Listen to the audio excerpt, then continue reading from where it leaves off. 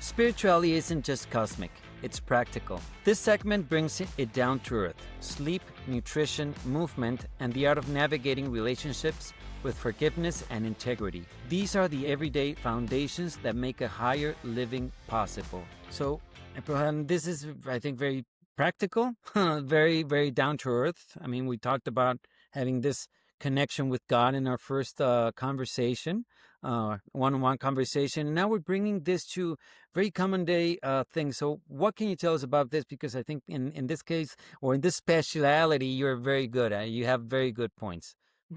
Yes, I have been, I'd probably say since 10 years old when my mother remarried an organic farmer. So Okay. around 10, I started understanding all of the healthy foods, and we were raised on a small rural farm, so a lot of it was off grid. So living to the circadian rhythm and the rhythms of the planet. Mm-hmm. And Mm-hmm. the science is coming out now to validate this.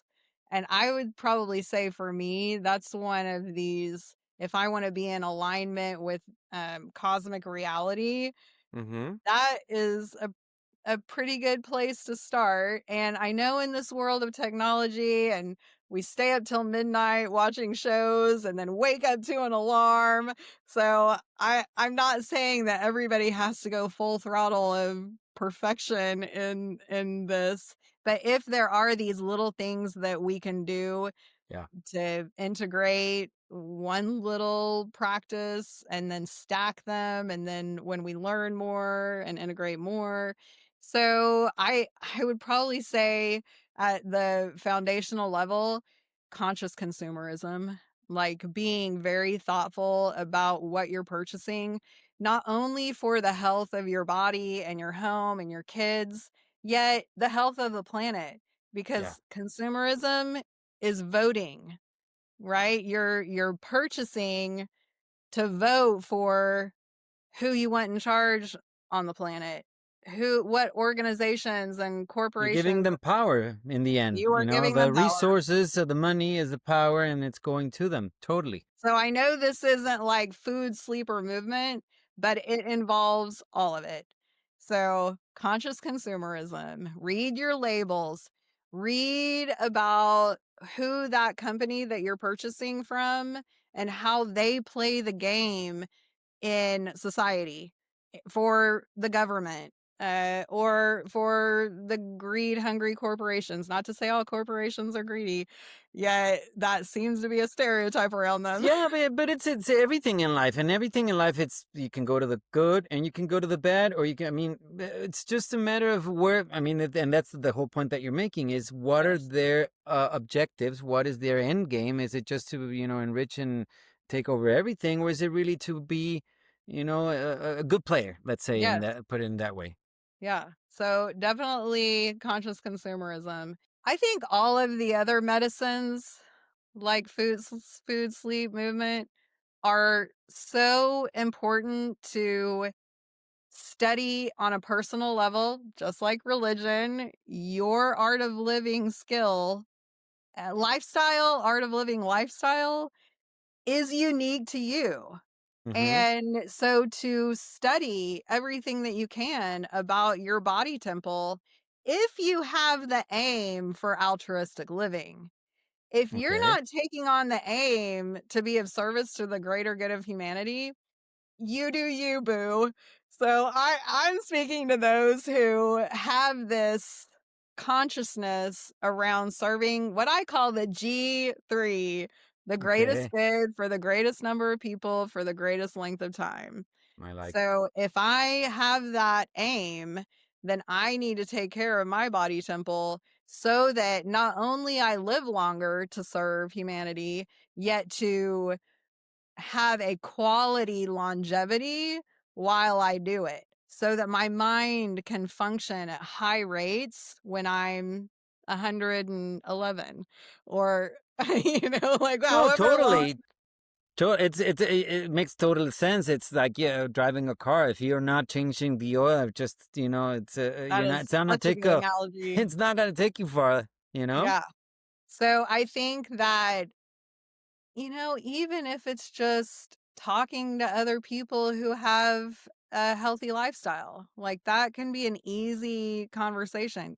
Join Facebook groups that talk about healthy living, or get a degree in healthy living and teach other people these methodologies. If you then integrate it with your aim of altruism and serving the planet to ascend it, then you're giving that spiritual nature to this very animalistic skill in life. So you're upgrading not only your own spirituality Okay. within this, marrying your aim with your action, which there again roots back to integrity. And I feel like I want to take a pause here. As some of us know, we're on an experimental world, and we this actually goes back to the studies in addiction and the idea of 100% being a perfectionist disease. So now, almost 50 years old, I almost took 10 years off as I'm getting into the half century. I I'm good in about the 75, 80 range of doing all that I can on this world. Because when I get into the, 99% or even 100% of perfection, when I'm actualizing something, then that takes on a whole nother negative quality of that can lead to self-criticism Yeah, or yeah. just like this obsession. So if I've learned for myself, and everybody is going to be different. Everybody is going to be different, just like your food needs, your movement needs, your sleep needs, and whatever therapeutic needs that you need is unique to you. I think that's an important piece to get across. Nobody can tell you what you need, right? Just like religion, nobody can tell you what yours is. And so that exploration and curiosity and continuing the conversation and listening to the discernment within, it has to be a personal effort. If you have the aim to serve, there's that Hmm. caveat, right? Because if you don't have the aim to serve, then This is pointless. it, This isn't even, you do you're you. not even interested in hearing this. Yeah. Like, in fact, that's interesting because I love you, and I'll be over here with this team that we wanna make a dent, right? We don't just wanna make a dent, we wanna make a crater. Like you said, the three G's, Yeah, the bigger, the better. yeah, Yeah. So, I like what you're saying, and, considering that we're not just spirit, and I think that's one of the things that turns down a lot of people. When you have like these preachers and these gurus and these, in Mexico we use the term Tuluminati, because it's the guys that go to Tulum, and they're just like, these ravers, and that, and if I get that they're spiritual, but it's not just being in that state, it's really being in the everyday living, in our everyday lives. So in our everyday living, we also have to deal with our physical existence, our bodies. We have to go and earn money in order to get food, in order to, nourish ourselves. So we have to be part of the cycle of the material, not to be redundant, but we have to be part of the material cycle. So the better we can do it, the better that we can understand it. And you touched on a very important point about consumerism, and it's not just creating money because you want to create money and just to destroy everything, and not only the resources, but the human resources as well. I've yeah, lived through many situations and seen many situations where, the employers really exploit, and it's a very toxic situation, because the retribution towards the employer is not honesty, it's not loyalty, it's everything. It brings out the worst in the people. So it's a never ending game. So we have to understand how we can do this. And you're saying it's very important. We have to nurture ourselves, not only with our food, with our thoughts, the way that where are we leading our thoughts? And it's maybe many times that we're interacting, it's not words. we're interacting in our minds, and what this guy did, and you're all the day, and energy is energy, even if it's negative. And sometimes I catch myself, in a negative rut, and somebody did something else. Oh yeah, that son of a bitch, and I catch myself just getting stoking the fire, stoking the flame, and it's like, no, no, no, that's not the fire that you want to stoke. So stop yourself. Consider it. Why is it that? And I I can totally relate to what you say. What's triggering you. What really got you. So it's an exploration about me, about that person, and it usually ends up in, okay, you did okay, and you feel compassion for the other person. It's in the end, it's okay. It's their process, and if I can help, I can help. But it's very important in this sense to be in this present moment, being in the mundane, everyday fights that or conflicts that you have to resolve about matter, not only the spiritual. And the more that we are, the whole conversation comes back to self-consciousness, self-awareness, being in connection. And it's so important. So, Yes. I know I threw a lot of stuff in there, I but love that. what can you tell us or Well, follow it up on it that? kind of, points back to some of the other conversations that we have about the 4 laws of observation, Mm-hmm. right? And just a little reminder, it's going into whatever you're observing with full acceptance, and so that non-judgment piece is so important. Forgiveness. Where are you in your body? Are you relaxed? If you're not, recognize where you're holding the tension and chill out. Yeah, yeah, and be aware of that, and then you're gonna see a shoot. And like I always say, if you're having a bad day, it's you can turn off that day and just not do anything. You know? Yeah, if you need to, take a break. And the honesty piece, and we've used the word radical and ruthless honesty, so that I liken back to integrity. Am I really being honest and integral? And then not interfering. Not even interfering with your own process, Mm-hmm. yet specifically not interfering with someone else's. So do not give advice unless asked for. Don't help really unless asked for. So that's a tricky thing, because It I'm such is. a helper and I'm such a solution finder, and I can heal the world. Yet I'm okay with not helping people so much now, because you even said it. There's all these lessons within that fire, and I'll be here to support you and empower you through your lessons, yet I am not going to enable you from learning it. And how beautiful it is that we get to be around each other and witness and support and love and care, and also allow this very challenging sometimes process of someone learning something.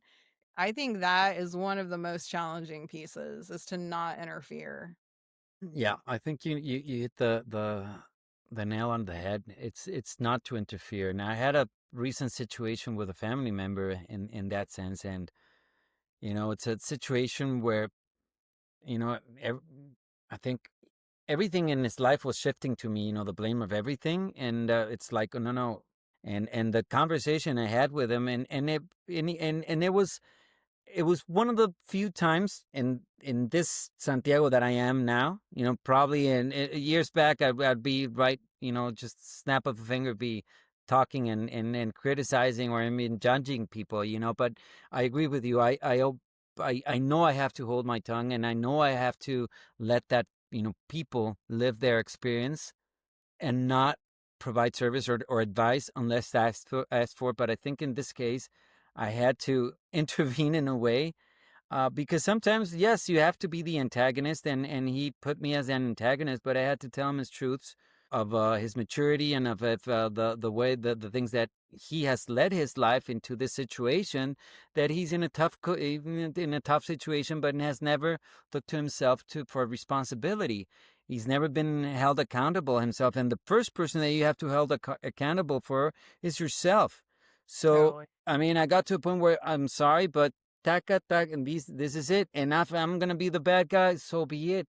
I'm going to be the antagonist. And if that's really going to shift your, maybe not today, maybe not tomorrow, but eventually shift your focus and teach you a lesson and then evolve, and not to aggrandize myself. But I think, and that's why I said, and it was at that point and nothing else.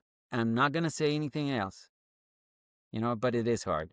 Yeah. Well, I'm sure, as I have been a nanny in my past, I don't have my own children, yet that particular point of not interfering is a, a slippery slope with children, because you want to protect them and care, and yet you also know that, as we know, challenges are there to help you grow and process and progress. So there is a definite um like a boiling point maybe that It you have is. to be aware of, to, It okay, is. now I need to intervene. Yes, And yes, then, and yes. then it also brings me to, we said this in the first podcast, recognizing who, say, the 10 most time consuming relationships that you have in your life. Not that they may even be in front of you in person, yet what do the AA people say is, who is taking up space in your mind without paying rent? Mm-hmm. And so really, every 3 to 6 months, reevaluate who is the most 10 time-consuming relationships in your life, romantic, business, family, and are they, on what scale of positive to negative, do they enrich your life or cause chaos in your life? And so Important. if they're causing chaos, they're detracting from your energy and weighing you down. So, where do I need to go in that relationship to heal it, Mm-hmm. to forgive, to accept, to understand that we're all intrinsically valuable? So, what is it about this person that I can see value in, and go towards that fire to start to heal it? Now it takes two. So if that personality is not ready yet, not willing, then that is where I give myself grace to pause the conversation. Maybe it never comes back around on this planet. Maybe But it, you did what you had to do, you and that did is your it. part. Yeah, yeah, And totally. we take responsibility for our role in it. And if they come around, great. And it'll start to add value again instead of detract. So I think that is a very practical thing that I hold in my practice of reevaluating relationships. Which is very important. I think Yeah. everybody can take heed of this advice. I don't think Well, and the anybody. more positive ones that you have around you, the energy is Yeah, expanding, and it is the magnet for more of those kind of relationships to come hang out with you. exactly. So Yeah, really, that's where it's like the purging is, or they turn themselves around and come to the other side of the adding value. So that's a real interesting, like, lifelong practice to get a yeah. good Because hang. it's not static. It's never No, it's static. not. There's always the progression in there. On the Divine Within podcast, we'll share real conversations to help you find a personal connection with God. My goal is to support your faith, growth, and journey toward discovering the divine within yourself. Join us to deepen your faith and spiritual journey.